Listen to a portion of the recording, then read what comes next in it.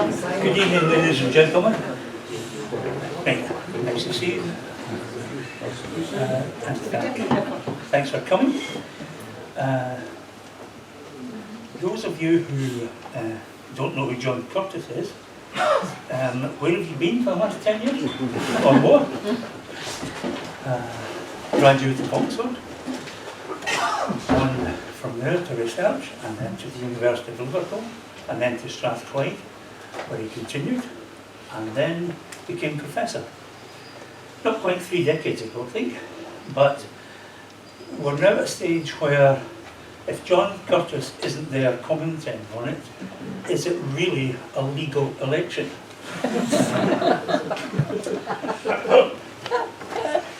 So, you all know why you're here, you know who you're here to listen to, and it's not me. Please welcome to Caithness, John Curtice.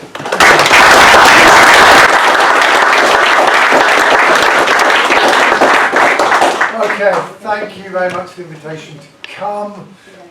For those of you who want to know a little bit more about my biography, which has been filled in a little bit today, is I was originally born and brought up in Cornwall. So I am very familiar with Land's End, but even though the bus was late this afternoon, I persuaded Jim to take me to John O'Groats, so I have now been to both ends of the mainland of Great Britain. Thank you very much for the invitation to come. Thank you for accommodating my wish to come when the days are really, really long, because what's the point of coming here unless you come here when the days are really, really long. So I'm going to talk for about half an hour or so, hopefully not much more than that, and then we can run into Q&A, which I'm happy to talk a little bit more broadly beyond what I'm particularly going to focus on. But what I want to give you is some sense of where I understand Scottish politics to be, given we are now almost around a year, actually now slightly under a year, away from the next Scottish Parliament election. To do that, however, and I'm sorry to maybe disappoint some of you, I do have to start south of the border, or at least I do need to talk about the position across the UK as a whole, because unless you understand the position across the UK as a whole, it's very, very difficult to understand where the Scotland-specific picture fits in. And indeed, we actually need to understand that in a whole variety of ways, the last UK general election was unusual. And I'm just here going to pick up one crucial element. And this is the share of the vote won by Conservative and Labour combined, which you can see that I've tracked there all the way back to 1922. Why 1922? Because 1922 was the first election in which the Labour Party displaced the then Liberal Party as the principal competitor to Conservatives across Great Britain as a whole. And of course that Conservative-Labour duopoly got consolidated in the run-up to the Second World War, reached its apogee in the early 1950s.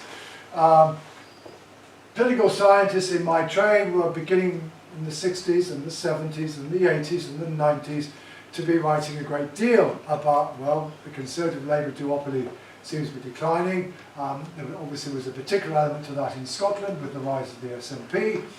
But then the 2017 and 2019 elections seemed to interrupt the story, because although Brexit had proven extremely disruptive of conventional Western parliamentary politics in many ways, one thing it did seem to do was to actually enable Conservative and Labour to regain a lot of their joint electoral strength.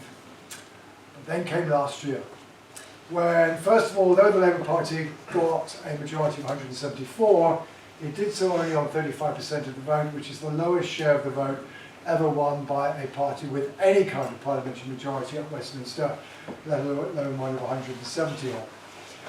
And secondly, of course, the Conservatives only got 23% of the vote, their worst ever performance all the way back to including 1832 when the party was founded and we had the first of what in any sense was a democratic election in the UK.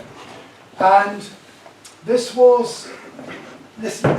election left us a set of circumstances where, although of course particularly north of the border the Labour Party had regained much of its dominance of Scotland's representation at Westminster. More broadly across the UK, this did leave a very large question about the future of the two-party system, particularly given the circumstances that the new government was inheriting. So let me just talk a little bit about that. The first is that we are talking about a public that, in the wake of the fact that ever since the financial crash, the UK, and we're not unique in this respect, has been struggling to achieve the levels of economic growth that we certainly got used to from about the late 70s through to the late noughties. And more recently, the so-called cost of living crisis, the fact that living standards in the last Parliament failed to improve, and this is the first post-war Westminster Parliament for which that is true, does mean that we're talking about a public that is deeply pessimistic about its economic circumstances. And this is one piece of evidence about that. This is data from British Social Attitudes, which I have responsibility for. And it's simply showing you how people respond when being asked, how do you feel about your household income? Are you comfortable, which is the top line? Are you struggling, that's the bottom line in green, or are you kind of doing okay? And what I invite you to note, that over the course of as compared with the decade over which this question has been asked, the proportion of people who say they're comfortable reached a record low in the run-up to the 2024 election, and the proportion who say they are struggling reached a record high. So we're talking about a public that's certainly one of the things it was looking for from its UK government was to turn around the economy and therefore, as a result, help to improve living standards. But that wasn't the only challenge facing the UK government. Indeed, it's also a challenge, as I'm going to go on to in a moment, slightly parenthetically, also true for the Scottish government. And that's the state of our public services. We still hear a great deal of loose talk amongst politicians about the austerity of the last Conservative government. Well, actually, that really is only true of the first 10 years of the last Conservative-led administrations, because in the wake of the pandemic, the Conservative Party actually presided over the biggest expansion of the state since 1945. Public spending as a share of GDP has been at record highs. Even for temporarily, it was over 50%, but it's still running up even now at record highs. Levels of taxation also at record highs and projected to go even higher. We've actually had a significant expansion of the state. Trouble is that in so doing, we've also maxed out our credit card because we've also been borrowing more. Yet despite this, and in particular despite the fact that we are now spending much more on health than we were 10 years ago, it's been projected in the wake of the last spending review on Wednesday that we're heading towards health taking up about 50% of government spending on current trends, whereas it was less than a third back in 2010. But the health service is not working because waiting times and waiting lists are so long because of the legacy of the pandemic when we basically shut down on elective care. This is Britain-wide data. The blue line are those people who say they are satisfied with the health service. The red line are those who say they are dissatisfied. We were grumbling about the health service under the regimes of Margaret Thatcher and John Major, but New Labour focused on the health service. It put more money into it, and in particular it introduced targets for waiting times. Waiting times were got down and we were satisfied. It's brilliant, it's working. And actually that survived quite a lot of the early years of so-called Cameron Osborne austerity. But in the wake of the pandemic, we have lost our confidence in the health service very, very spectacularly. So we are talking about a public that is looking to its government to restore economic growth and therefore improving living standards, while at the same time improving the health service.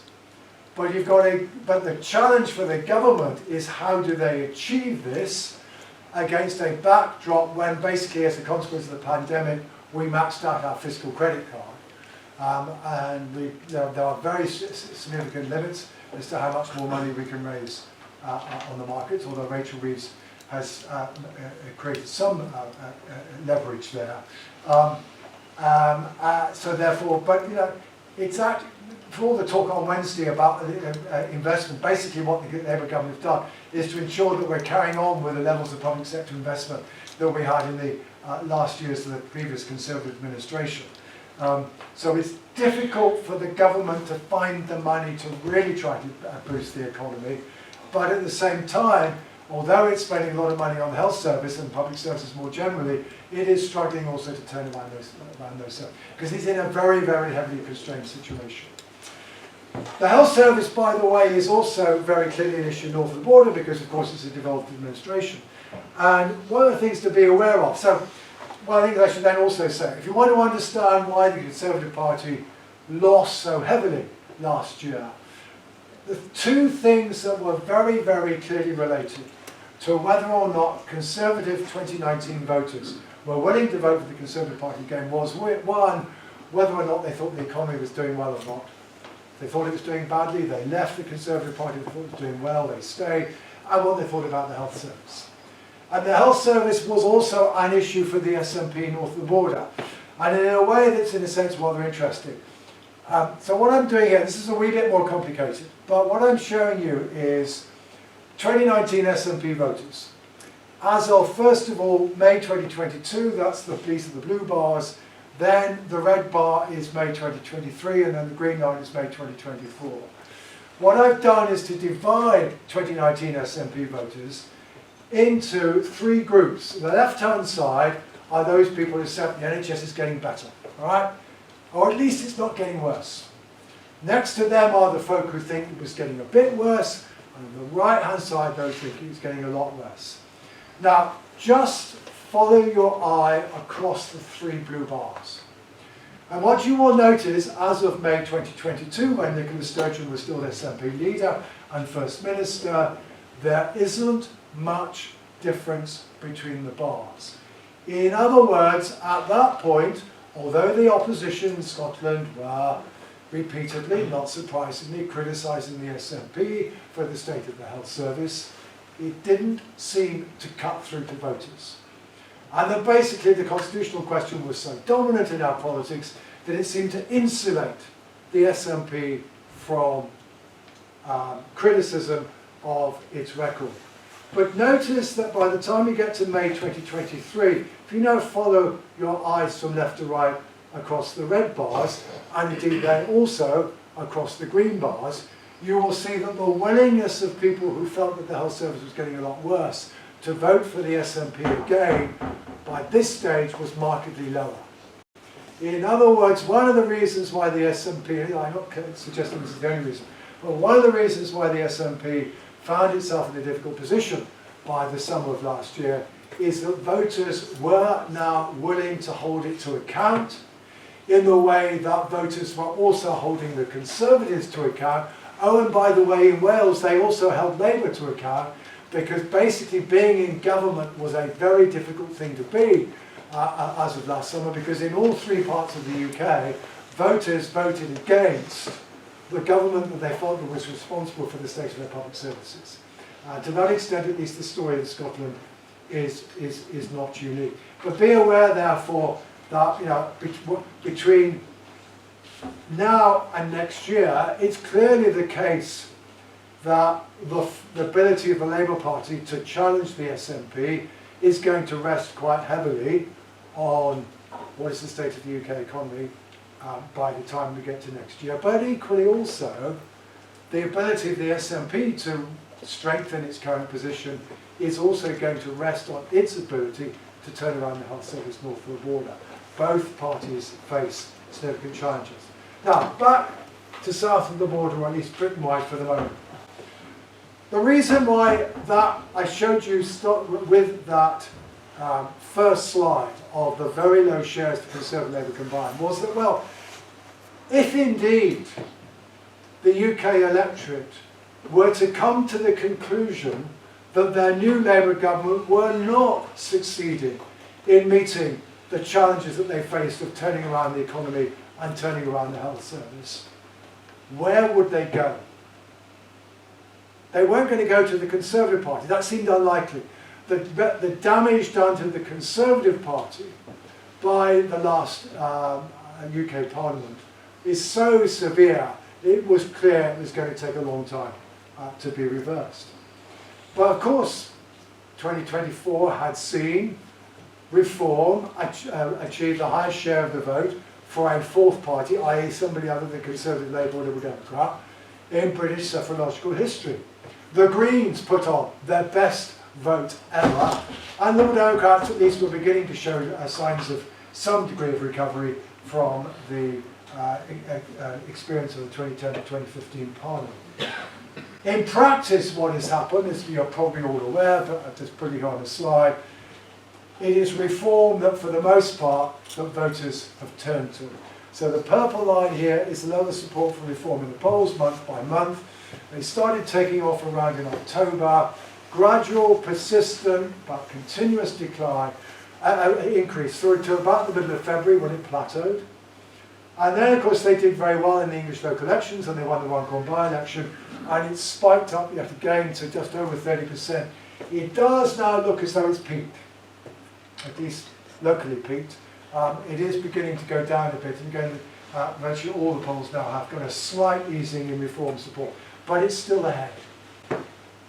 And doubtless, if I'd come 2 years ago and said to you, by the way, you do realise, don't you, that in 2 years' time Reform will be the most popular party in the UK, you would have probably gone out to the bar and felt you were not a more greater use of your time. The Labour Party has declined. It's down to about 24%. The Conservatives have also managed to decline below where they were back in last summer. They are now running at around 18%, which, by the way, equals where they were at in the dying days of Theresa May. So they have been here before, but the trouble is it's not entirely clear who is the Boris Johnson Mark II that might be able to turn things around for them in the way that Boris Johnson was able to do in the summer of 2024. The Greens now running at about 9%, which, for those of you who are sufficiently old enough in the tooth, matches their record all-time high previously recorded in the immediate wake of the 1989 European elections, when they did move very well. They got about 15% of the vote and came third. And for a while, they were also doing well for polls for Westminster. And Liberal Democrats also running around 14-15%. They are up a bit. The truth is that in practice, Labour have struggled to persuade the electorate that they are addressing the problems that they face. Problem number one, and it's an old problem, it was a problem that's been evident for Labour all the way through the last Parliament, is that Keir Starmer is simply not popular. He very briefly, in the immediate wake of his election success, which is the far left-hand side, got to virtually, as many people saying he's doing okay as saying he was doing crap. But that very rapidly disappeared, and he is once again in this position where he has been the case virtually throughout his leadership, certainly since the spring of 2021, of being less popular than his party, and his party is not that popular. Fundamental problem, Keir Starmer doesn't have a story, he doesn't have a narrative. He doesn't have a vision of the kind of Britain he wants to create. The only thing that the Labour Party can tell us at the moment is to say, look, we know things are terrible, we're going to make them better. And it's as though the role the Labour Party seem to have crafted for themselves is that of the plumber whom you've called in to mend a leak. But of course, that plumber really does struggle to mend the leak, even though he's been in repeatedly times. And you're now thinking that, of course, what you really need is an architect to build you a new house. And the truth is that, for the most part, we look to governments to be giving us some idea of the kind of country they want to create. And that's what Starmer struggles to do. He's not unique in this respect. Sunak could do it. Bay's not shown any ability to do it so far. Ed Davey can't do it. And I think, frankly, even John Swinney also. It's not something that's particularly his forte. The person who can do it, it's Nigel Farage. Okay. I know we get lots of groans in the room, but you need to understand the qualities of those who you are competing with. And the point about Farage is that Farage is very, very good at articulating those concerns that I've talked about. Okay? He's very, very good at it, and he says it in a way that resonates with the public and uses a language that resonates in a way that none of our other political leaders are capable of doing. That's why he is a serious competitor. Okay, meanwhile, going back to the Labour Party, just to underline, these are how people's perceptions of how the government is handling the economy. They started off in negative territory, but as you can see, gradually, persistently doing Labour's tenure in office, eventually, it's not really got any worse since about the early spring. If anything, it's improved very slightly. The government has now learned it needs to talk up the economy rather than talk it down. It's taken them 12 months to learn that lesson. They finally learned it.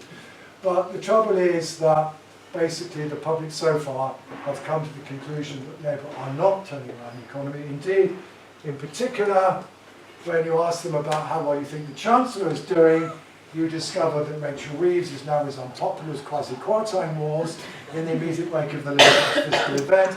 And equally, when it comes to the government's handling of the NHS, again, it's plateauing now, and waiting times and waiting lists are beginning to come down south of the border. But it's still the case that you've got 70% of people saying, no, they're not doing a terribly good job. So Labour have not met the public's expectations. And the public have indeed gone elsewhere, but not to the Conservatives, because the Conservatives do not seem to be a credible option. Now, you hear a lot of discussion in the wake of all this, and you've seen the headline polls. So therefore, Labour have to worry about reform. Would that Labour's problem was that simple? This is showing you where, across Britain as a whole, I'm going to show you the data for Scotland later on, so remember this graph because there's an interesting contrast. This is where people who voted Labour last summer are now saying they're going to vote for it. They're no longer going to say they're going to vote Labour. Now, it's true, about 10% of 2019 Labour voters have switched to Reform. Whereas the number of 2019 Labour voters that were switching to Reform last summer, was eventually as close to zero as these things ever get. So Reform are eating into the Labour vote in a way that they weren't last summer. And there's about 4% going to the Tories. So there's about 14% of 2019 Labour voters who are, as it were, going to the right, quote unquote. But equally, we've got 11% going to the Dems, 8% to the Greens. We've actually got 19% going in the other direction. And Labour's problem is that as a party with a relatively centrist vote, is that when the public become disenchanted, its vote is going in multiple directions. And it's losing votes to its left and it's losing votes to its right. And that's why Labour's problem is so much more difficult. Labour cannot simply chase the Reform vote, because in so doing they're at risk of losing voters to the Greens and the Democrats. But equally, if they just focus on them, they won't do anything about this. So the Labour's challenge is more difficult. Now, in the case of the Conservatives, it's much simpler.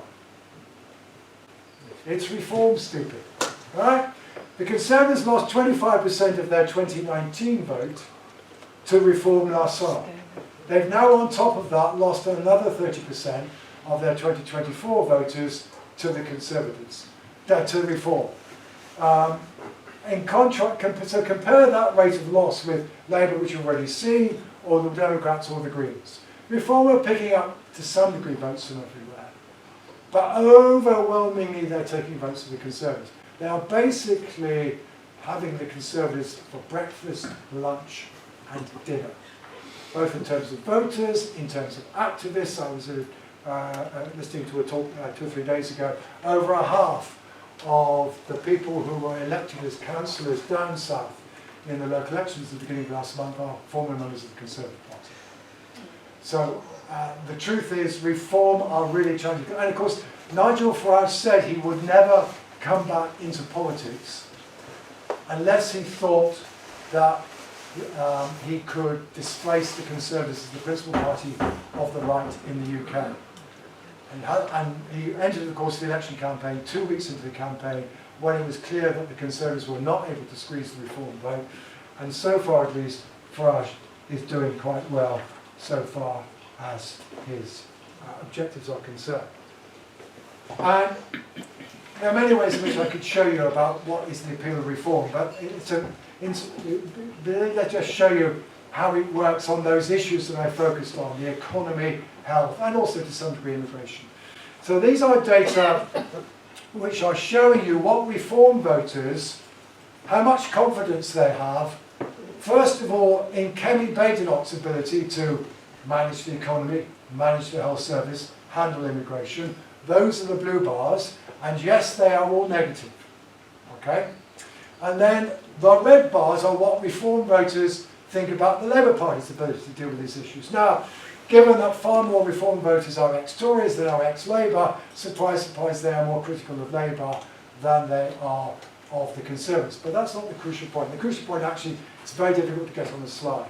What you need to understand is that the people who are saying they're going to vote reform have less confidence in the Conservatives' ability to handle these issues than Labour voters do.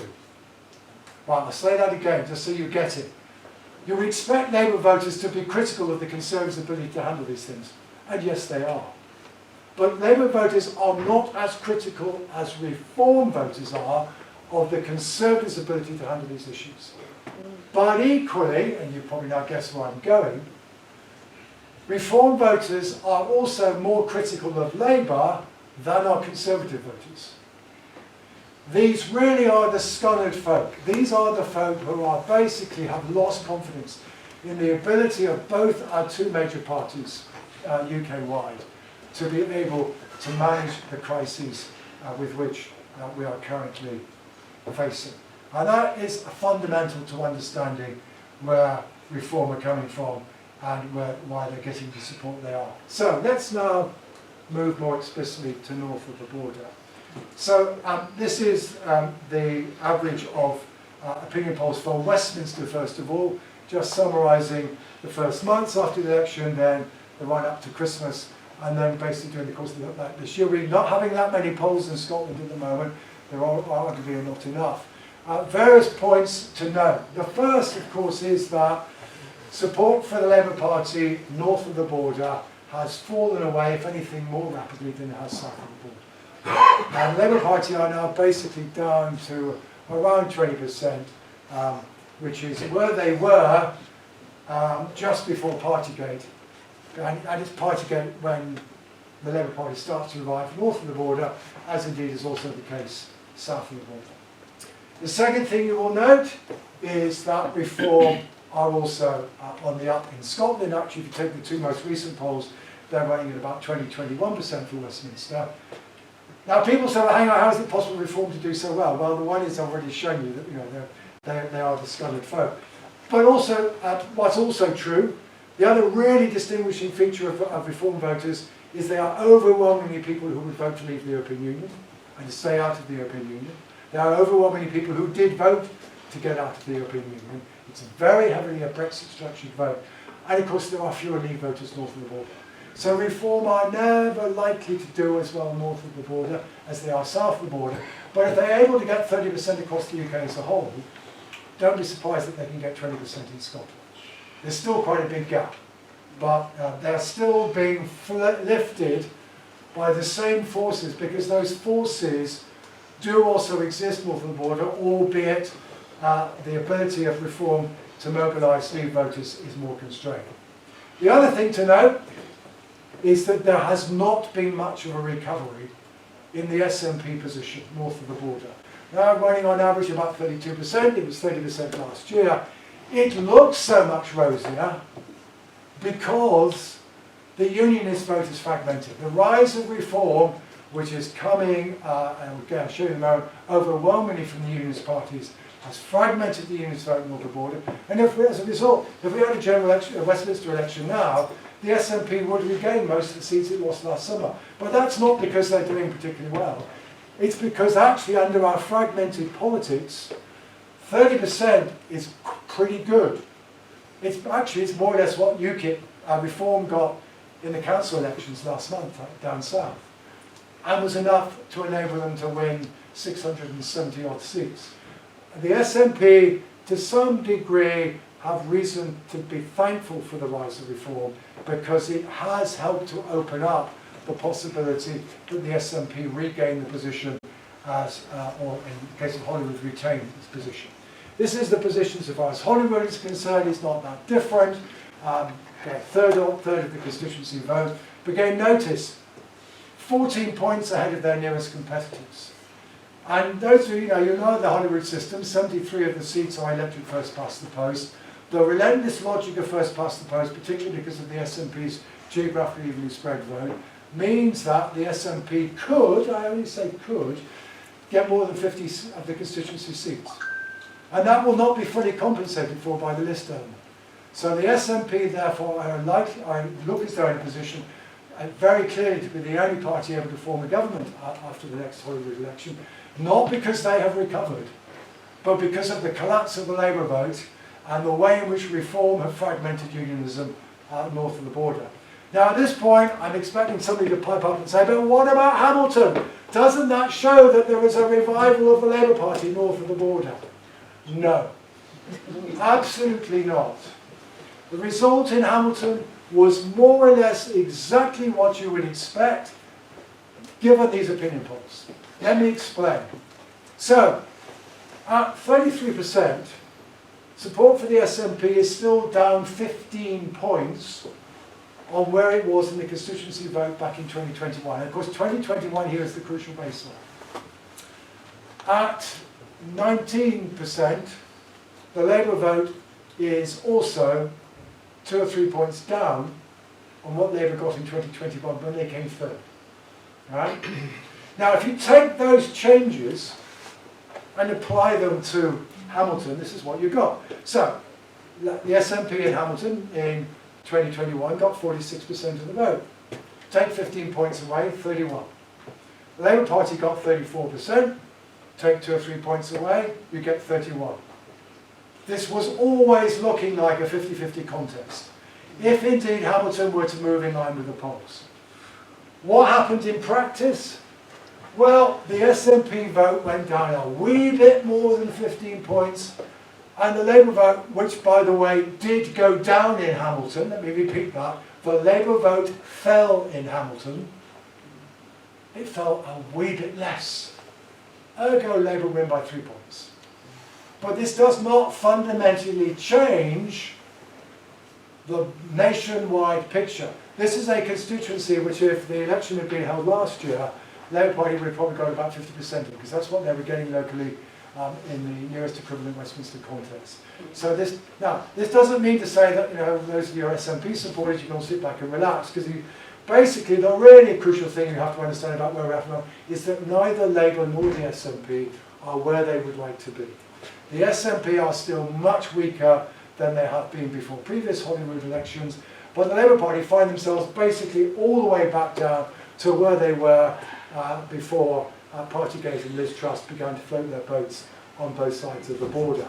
Neither party can be satisfied as to where they are, and the question is whether either of them, and if so which, can improve their position against a backdrop in which Reform are able to do well. And the one thing that was out of line with the national polls was that Reform did better in Hamilton than we might otherwise expect, particularly given because actually Leave support in Hamilton was no greater than was elsewhere.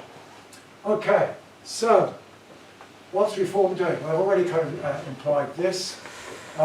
This is where the proportion of each party's vote in Scotland is going to Reform. 2024 voters. So yes, again, north of the border as south of the border, the Conservatives are losing a chunk of their voters. Reform are finding it easier to pick up Conservative voters than anybody else. Although there are fewer Conservatives left to pick off, and so it's somewhat less than elsewhere. But then notice the Labour figure. Across Britain as a whole, it's 10 points. But in Scotland, it's 18 points.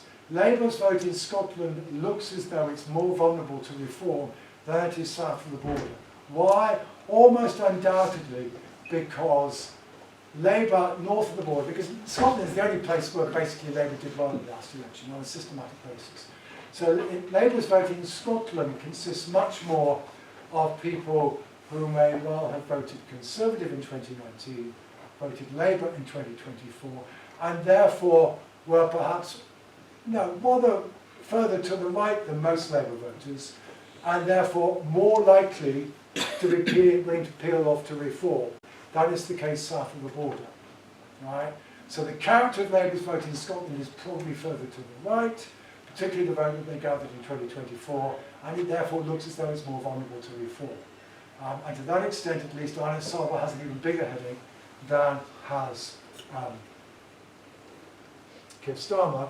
But it's still the case, north of the border as south of the border, that Labour have to worry about losing votes all over the place. So yeah, the biggest chunk now is going to reform, but they're still losing 1 in 8 of their voters to the SNP, although there is also traffic in the other direction, and they're losing some votes to the Dems, and even losing some votes to the Tories. So again, north of the border, they've got the problem of how do they keep their coalition together. Okay, so why then, beyond what I've said so far, are Labour in so much trouble? And some of it obviously we can anticipate. But we do have some data that suggest that while indeed amongst the electorate in general, the record of the Scottish Government is not necessarily regarded particularly favourably, it does look as though that insofar as voters are keen to hold governments to account, it's the record of the UK Labour government that is proving more of a problem for the Labour Party than the perceived record of the Scottish government is having on the SNP's performance. So let me explain. So here, first of all, is people simply being asked, do you approve or disapprove of the job that A, the UK government is doing, and B, the Scottish government is doing? The blue bars are the whole electorate. The red bars are, in the case of the UK government, the views of people who voted Labour in Scotland last summer. And the red bar for the Scottish government are the people who voted for the SNP last summer, diminished band as they are. So, net approval for both governments across the general electorate is negative. See the blue bars. Although a bit less for the Scottish government than for the UK government. But what I then invite you to notice is that even the folk who voted Labour in Scotland last year give the UK government the thumbs down. Whereas at least the folk who stuck with the SNP last year, on balance, give the Scottish government the thumbs up. So that's exhibit number one of how perceived record is more of a problem for Labour than it seems to be for the SNP. I've already shown you previously the unpopularity of Keir Starmer personally. Well, this is one way of getting at how indeed it is, again, it's the record of the UK Labour government and perceptions of UK Labour leadership that is the Labour's problem. So this is net favourability for the, actually, how are they doing a good job or a bad job? The green line is John Swinney. The ship of state is steady, but it's not setting the header on fire. The red line is Anna Saba. He's suffering some collateral damage, but the blue line is Keir Starmer.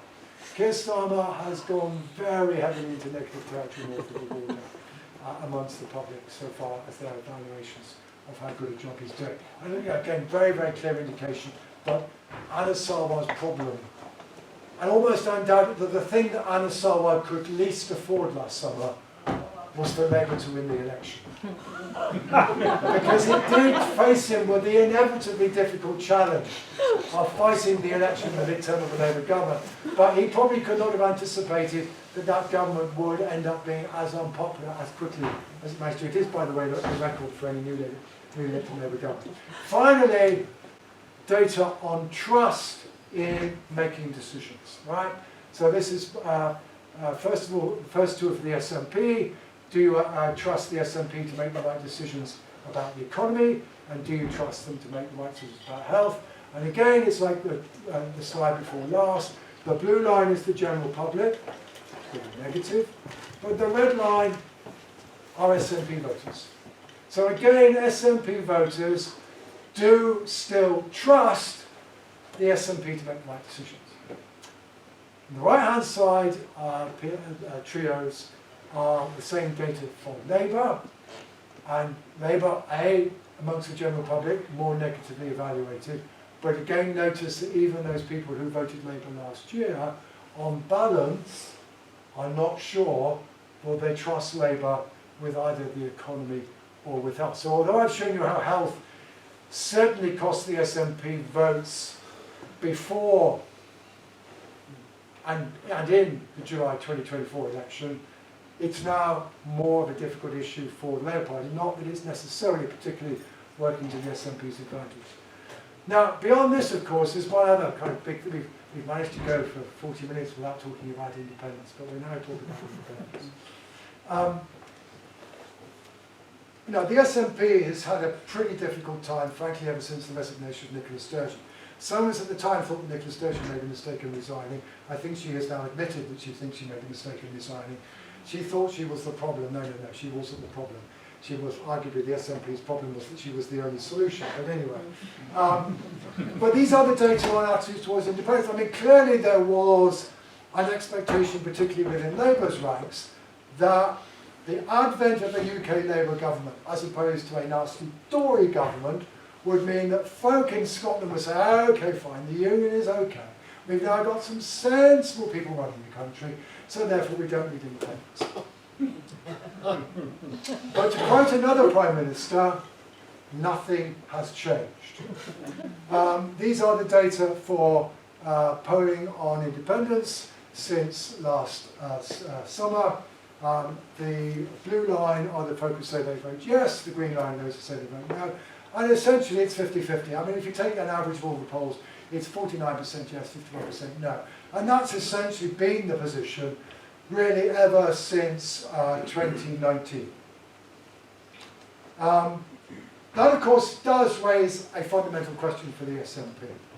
Because at the end of the day, what the SNP achieved in 2021 was it got the support of around 85 to 90% of the people who at that stage they said they would vote for independence. So the SNP got 48% of the constituency vote at a time when around 48% of people were willing to vote for independence. Very, very different picture, by the way, from what happened back in 2011. Back in 2011, the success of the SNP was built on its ability to get 40% support amongst those people who would oppose independence. By the time we got to 2021, that number was down to less than 10%. So the SNP, the vote in Scotland was being completely structured by people's attitudes to the constitutional question. Now, people who would vote no are still not willing to vote for the SNP. So you cannot repeat the trick that you pulled off in 2011. Those days are over. But at the moment, the polls are suggesting that only around 55–60% of those folk who say they would vote yes are saying they're going to vote for the SNP in an immediate Hollywood election. And it seems to me that the obvious target for the SNP, given that probably the vast bulk of no voters are beyond your reach, at least unless you manage to persuade them on the independence issue, is to try to reconnect with those folk who say they would vote yes, but are not willing to vote for the SNP. Anyway, just in case I've depressed you too much, this is not a forecast. It just shows you how basically, one, the future of the independence question is all very, very much in the balance. But the two now, the only seemingly viable government is an SNP-led government. If you take the last two polls and project them across Scotland as a whole, you get the SNP at 55. Why? 55 constituency seats. It's all constituency seats. And the Greens at 9 gets you to 64. Not quite enough for a pro-independence majority. And of course, what is true is that while having a pro-independence majority at Holyrood is not a sufficient condition to be able to hold an independence referendum, it is a necessary condition. And if there isn't a pro-independence majority after 2026, then the independence question definitely is dead for 5 years. By elections accepting. And it's all very, very much on the knife edge. And the truth is also, if I take the Hamilton result and project that, I can get the SNP down to the high 40s rather than 55. And there very clearly isn't a pro-independence majority. And you're talking about the SNP having to negotiate a very, very deeply minority government. So it's all very, very much on the knife edge, and whether or not the SNP can maintain their lead. But of course, the best way for the SNP to maintain their lead is to persuade a few more voters to vote for them, and they're managing to do so far. And for those of you who are SNP supporters in the room, that is probably the challenge that faces you over the next 12 months. Just be aware, there's plenty of competition, and that competition now includes Nigel Farage.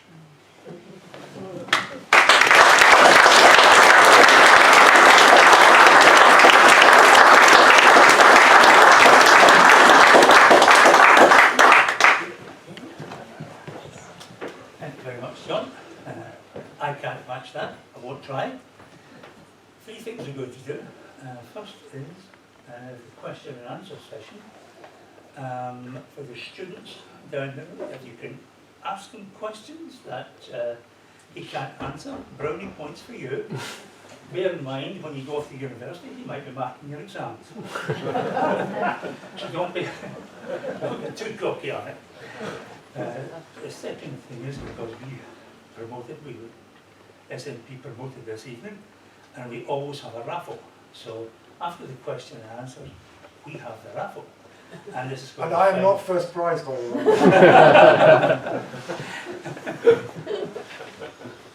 And just after that, believe it or not, Professor Sir John has agreed to be interviewed again, so he'll go off and do that. And then George Gunn, local poet in Worthy, will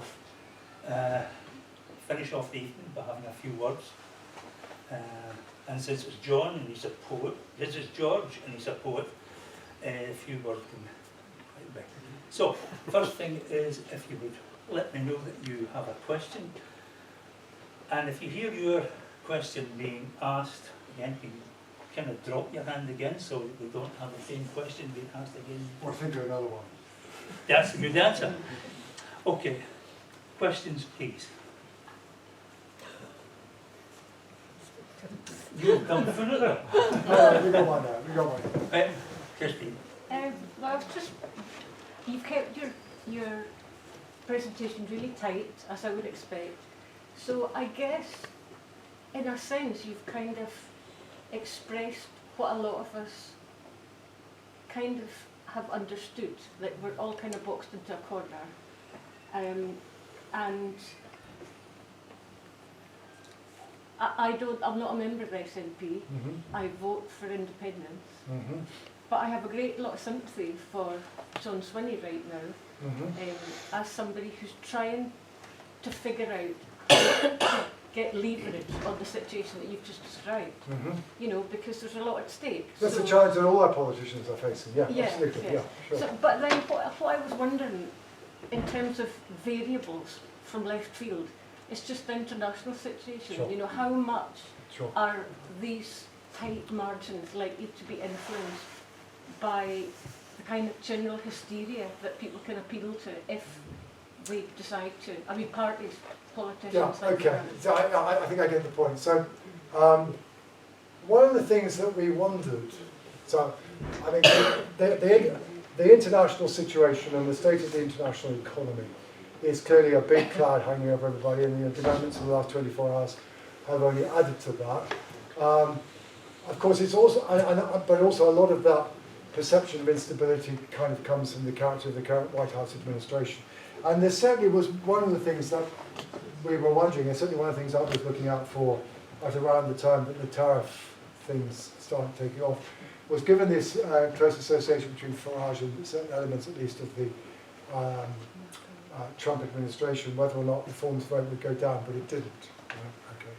Now that said, I mean, beyond that, I mean, I think the honest truth is that if indeed the economic consequences, the short-term economic consequences of simply the developments in the last 24 hours persist for any great length of time, the problem facing the UK government in the autumn about how the hell it manages to meet its so-called fiscal rules, which are themselves, frankly, there's a lot of room for creativity about the interpretation of all those rules. But anyway, it just won't get being any easier. And, if you really want to think going back much more broadly, the whole debate about Brexit, the current angst that we have, and arguably the debate, at least now, about independence, these are all about our attitudes towards globalisation and what do we do about a globalised world which is now seemingly creating more losers than winners, whereas at least until the financial crash it seemed to create more winners than losers. And that's the kind of big question that hangs over all of this.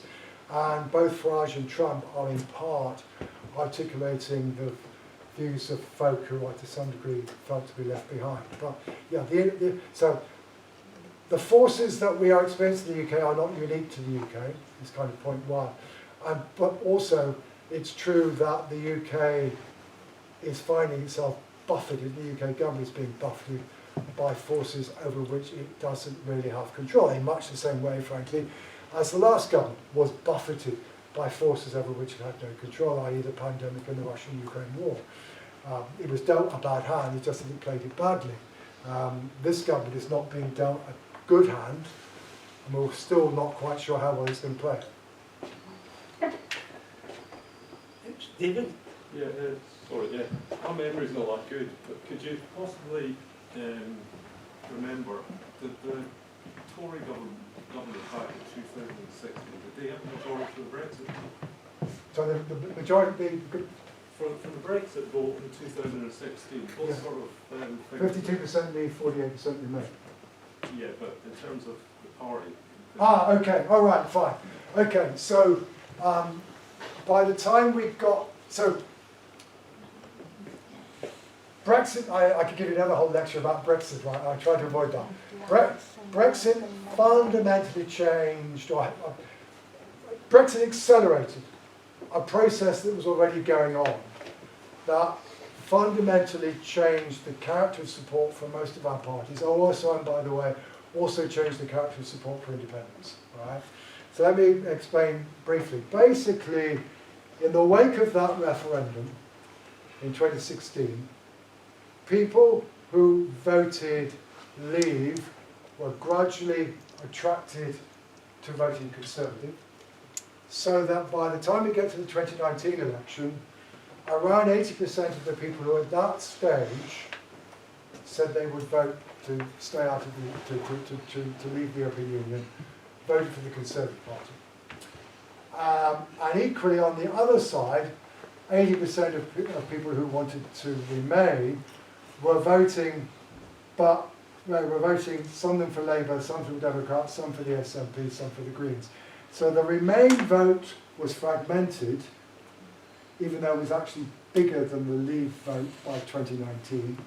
But the fact that Johnson managed to concentrate the Leave vote inside the Conservative Party enabled him to get his majority. Now, along the way, that therefore meant that, for example, what was left of the relationship between class and voting behaviour disappeared.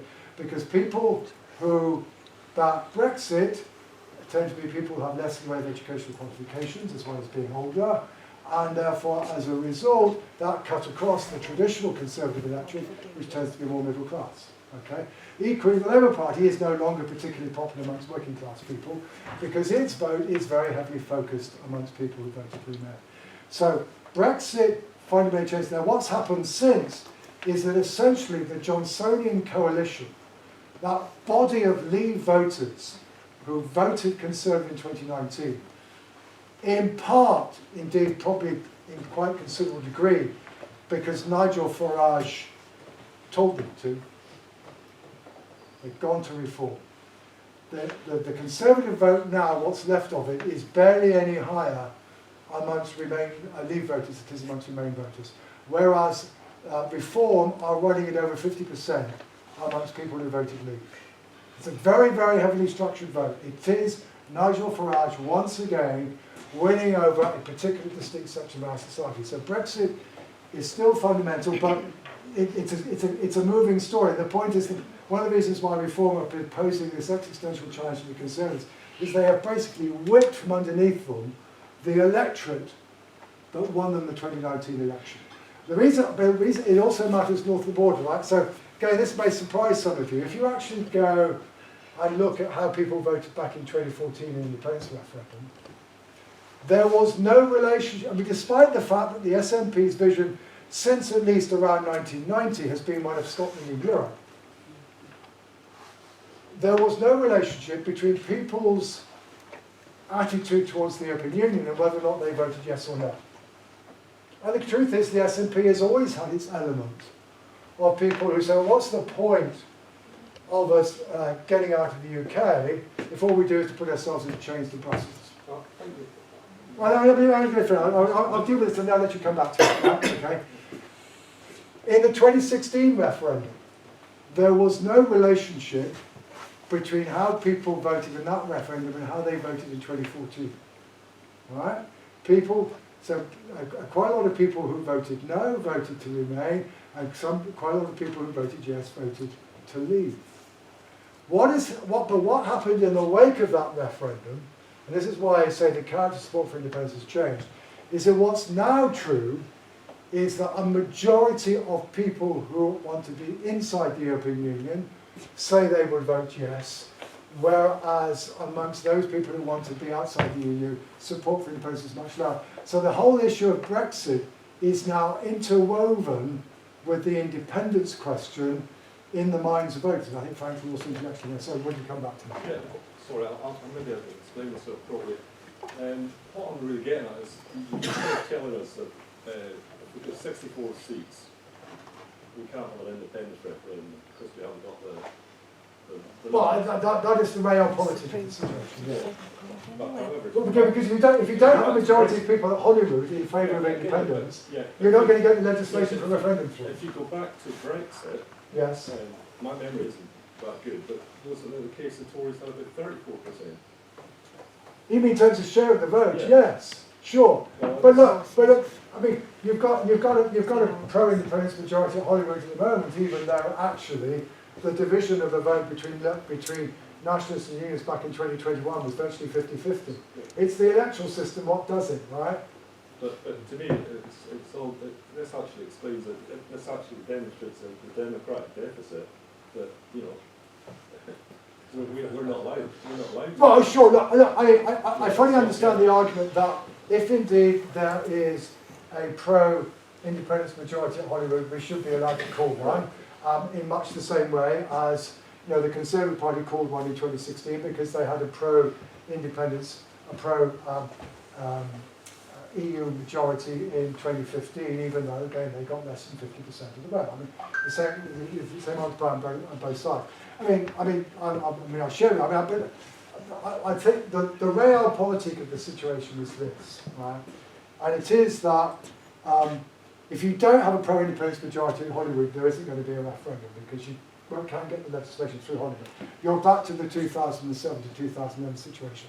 But basically, I mean, in all that argument that went on within and beyond the SNP about what should we regard the next election as a referendum on independence, blah, blah, blah, blah, blah. The realpolitik was always this, which is the only way in the short term that another independence referendum is going to happen is if we have a home parliament at Westminster in which the SNP have leverage.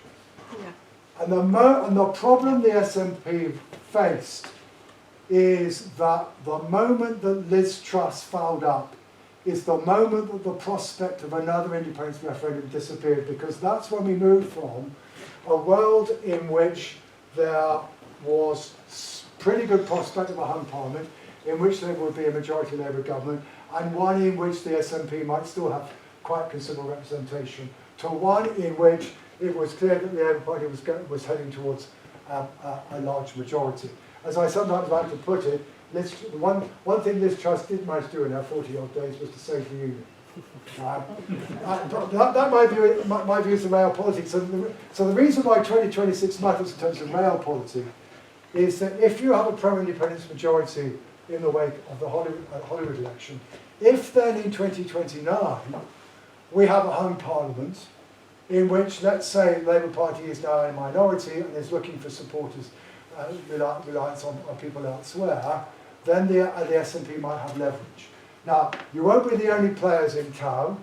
The Democrats will be wanting to use their leverage, and in part it's a question of which poison will Labour prefer. Is it a referendum on proportional representation, which is what the Democrats will want, or a referendum on independence? But what I would argue, right, is that while I mean, the Labour Party would say to you, and have said, you know, but that's what you'd expect them to say, you know, we will never ever change our minds on this.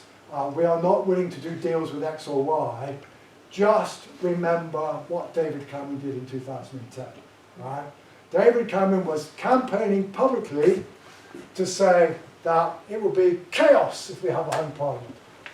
Meanwhile, Oliver Letwin, his Treasury shadow spokesman, was avidly reading the Democrat manifesto and evidently understood it much better than the Democrats did themselves by the end of the election campaign, because they were preparing to negotiate with the Democrats, right? And I think the honest truth is that if a politician is faced with the choice between being in or remaining Prime Minister and but doing a deal to achieve that, or losing the leadership of your party, you can work out which way they're going to go. So the point is, it's the leverage that the SNP need.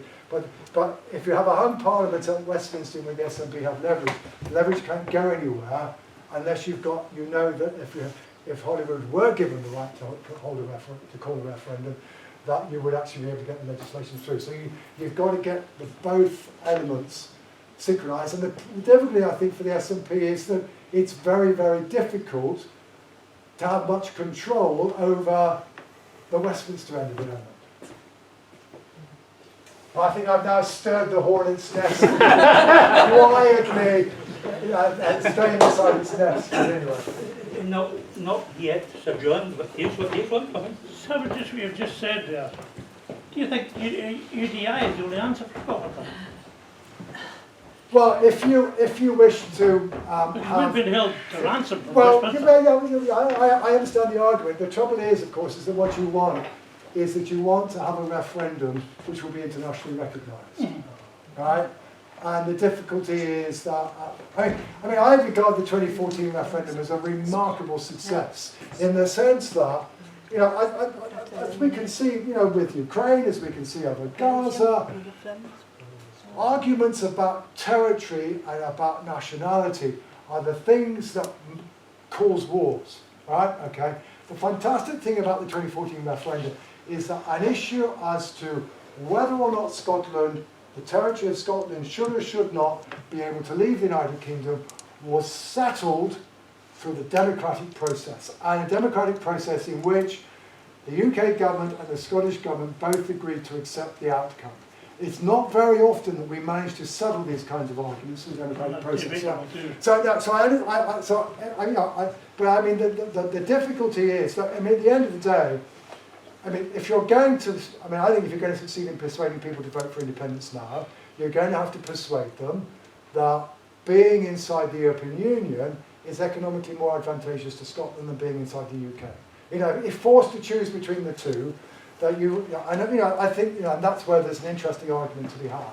But if you're going to get inside the European Union, you've got to have a process that's internationally recognised, and it won't be internationally recognised if Scotland just tries to do it on its own back. I mean, that's just the hard. I'm not defending it. I'm just telling you how I understand how the world is and the barriers, but also the opportunities that lie between you and what you want to achieve. So what you're saying is, unless Westminster agrees to us having a referendum, we'll never have one. I think that's probably correct. Yes, but don't underestimate. But I mean the other way in which it will potentially happen, right?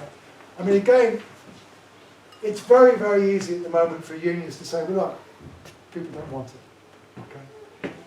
The other thing, which, you know, the SNP recognised years ago, and Swinny started talking about again.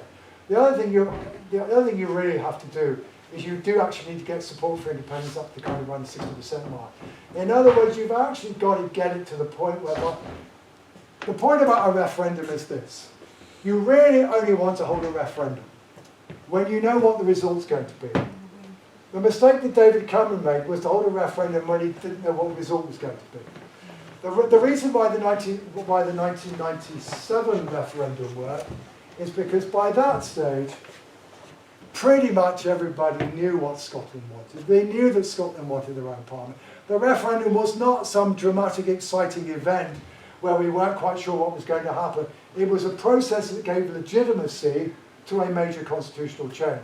And I think ultimately what you want to do is you want to focus, first of all, on getting support for independence higher than it is at the moment.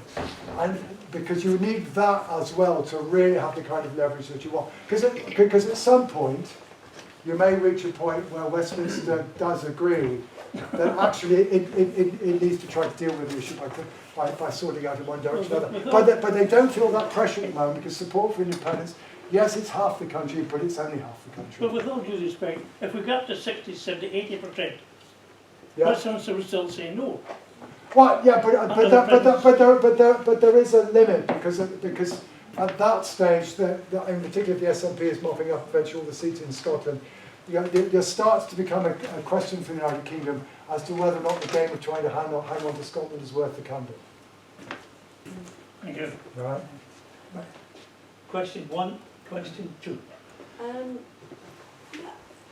I think isn't there a fundamental democratic issue here? Not for the SNP, but for all the other parties. Mm-hmm. Now, I mean, I will be out on the streets trying to make sure that the SNP do get a majority.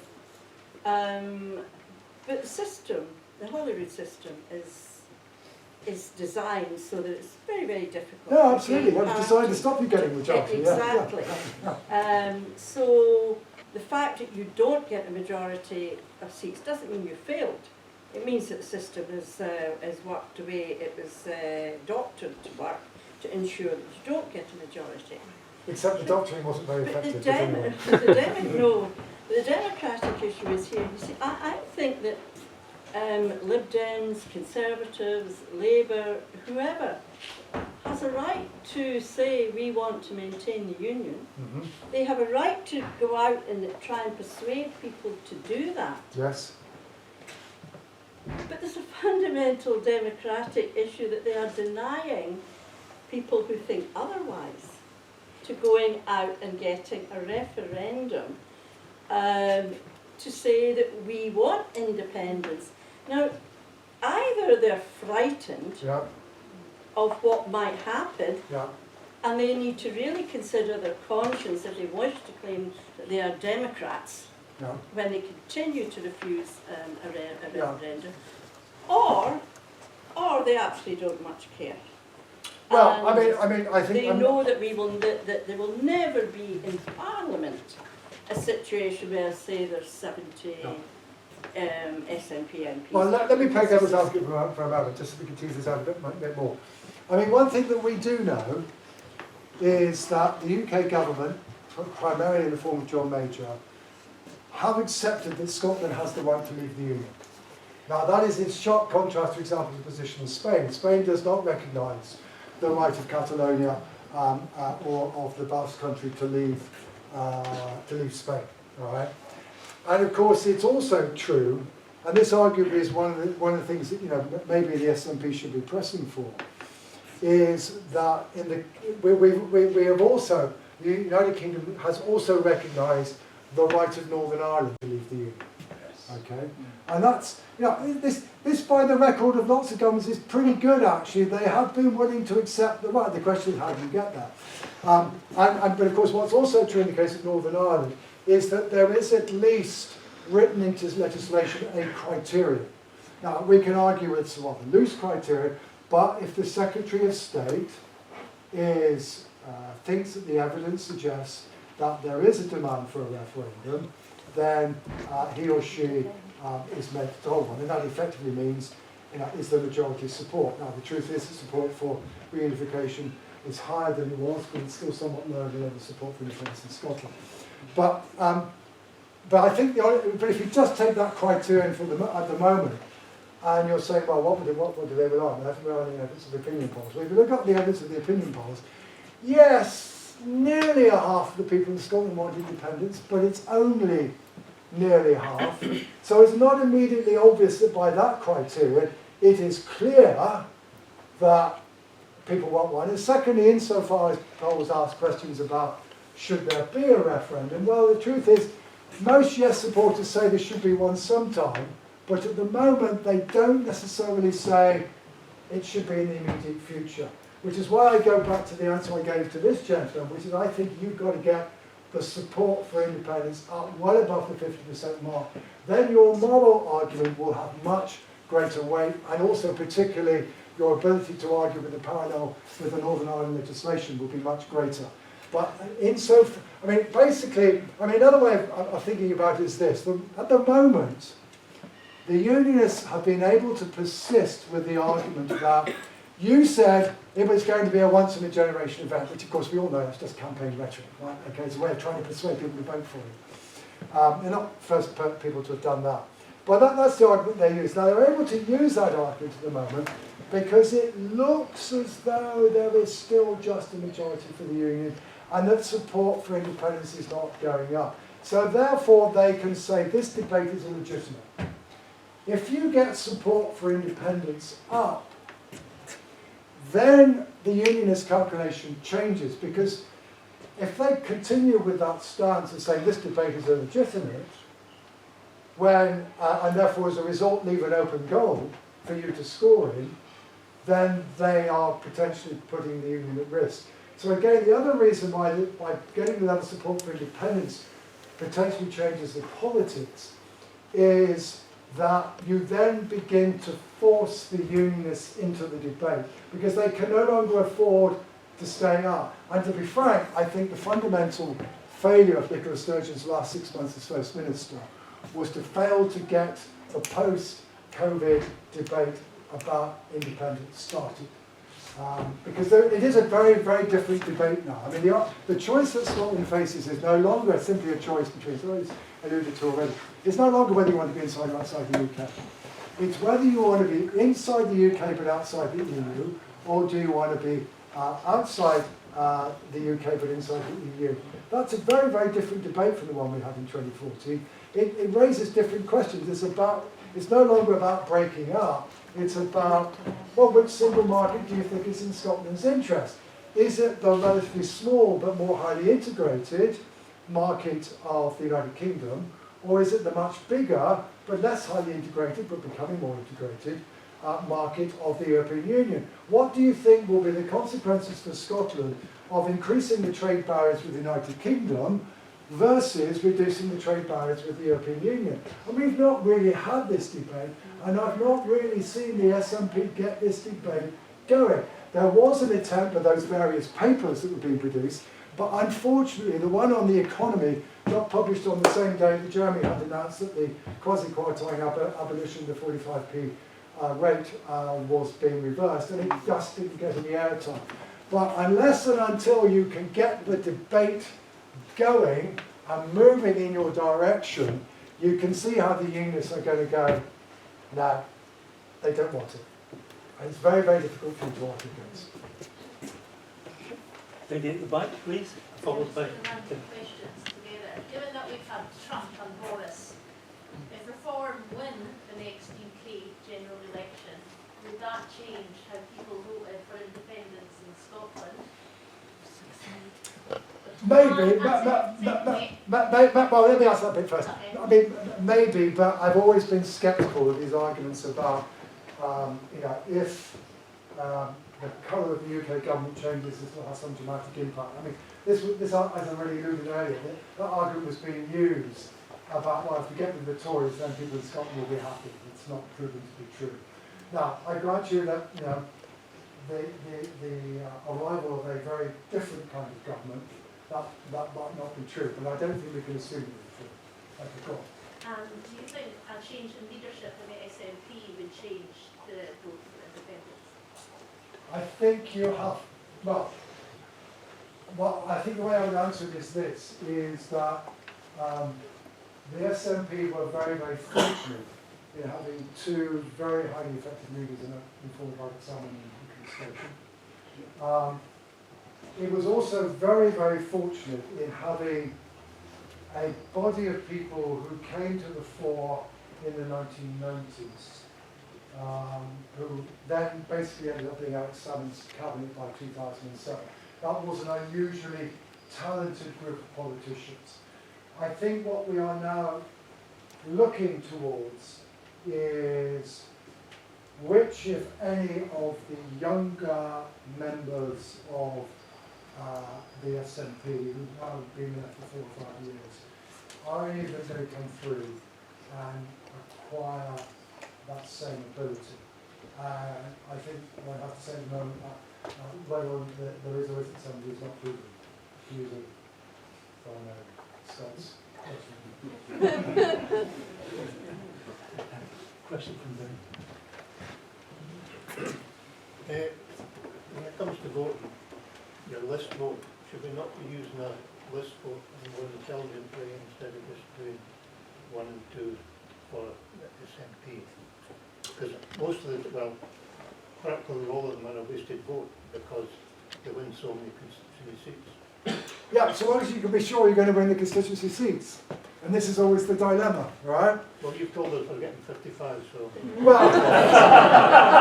I said you might. And I also warned you that just assuming that the SNP do 2 points worse, and that figure comes down quite noticeably, right? So it's all very, very much on the knife edge. You're talking about winning lots of seats on relatively narrow margins.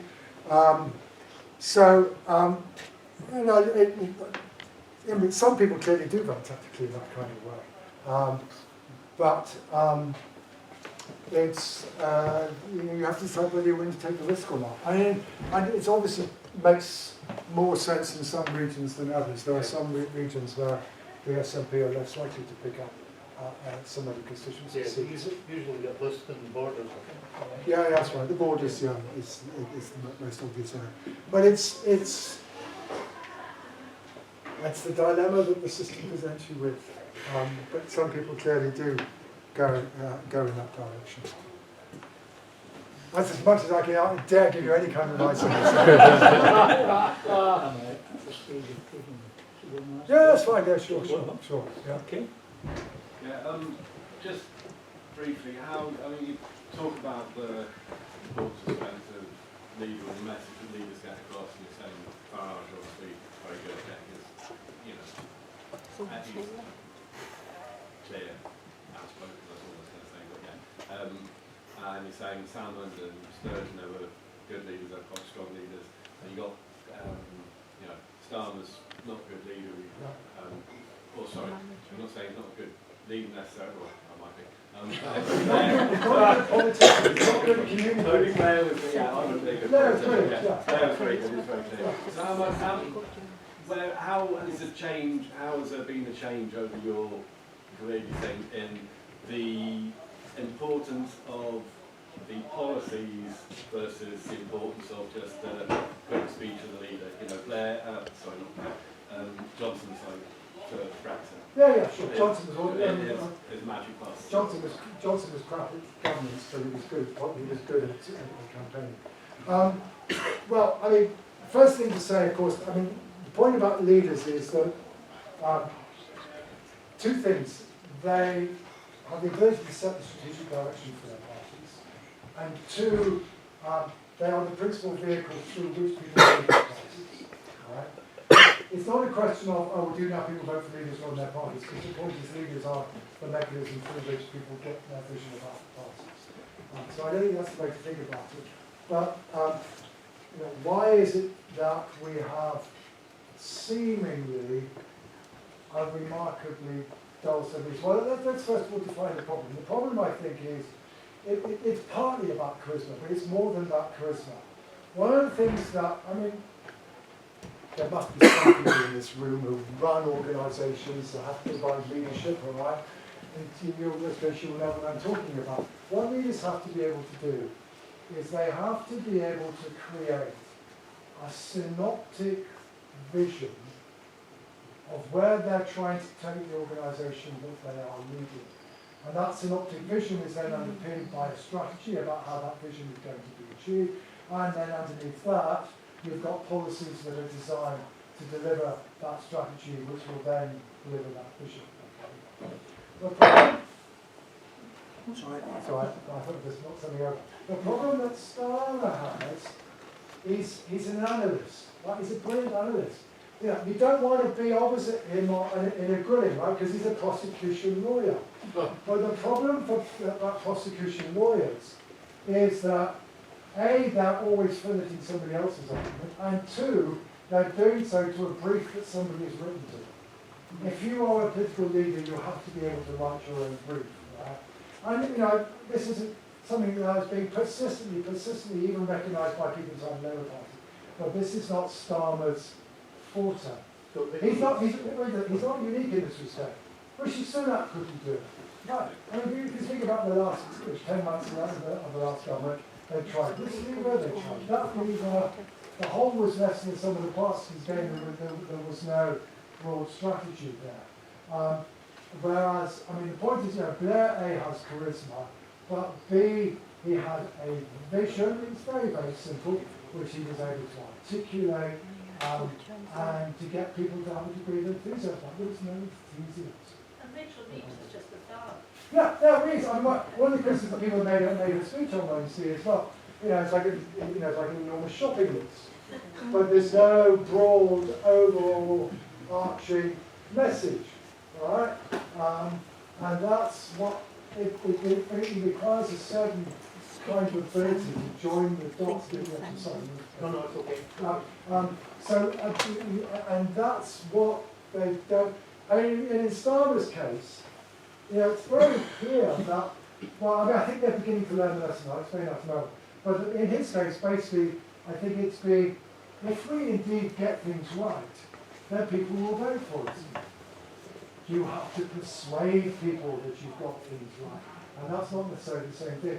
Now, I mean, that said, I think what has been interesting has been the way in which they handled the spending review. And you will have noticed, oh, it's 7 o'clock GMS. Oh, today the UK government's announced they're going to put a lot of money into the railways. Next day, oh, they're going to put a lot more money into green energy. We had announcement after announcement after announcement. And they've started claiming that the economy is stabilised and it's turned around, which is why we can afford to give the pensioners back their money. Now, frankly, a lot of that is hogwash, but it's much better politics because they are at least, they've learned that saying to people, oh, it's terrible. Oh, we were given an awful inheritance by the Tories. We're having to do all these nasty things because it's so terrible. Doesn't exactly get the voters behind you. And they do now seem to be turning it around. So then maybe they'll improve. But that's the quality that is required. And so far, they've struggled to do. Does that not just leave voters cynical with politicians as we are? Well, yeah, cynical is one word. The other word I would go is it leaves voters seriously concerned, seriously doubting about the ability of the British state to turn things around. That's the problem. How are we doing, Jim? It's nearly 9 o'clock. Yeah, that's a hint. If I ever heard one. Thank you all for coming, some of you from quite a distance. Have you all had a satisfying evening? Very much so.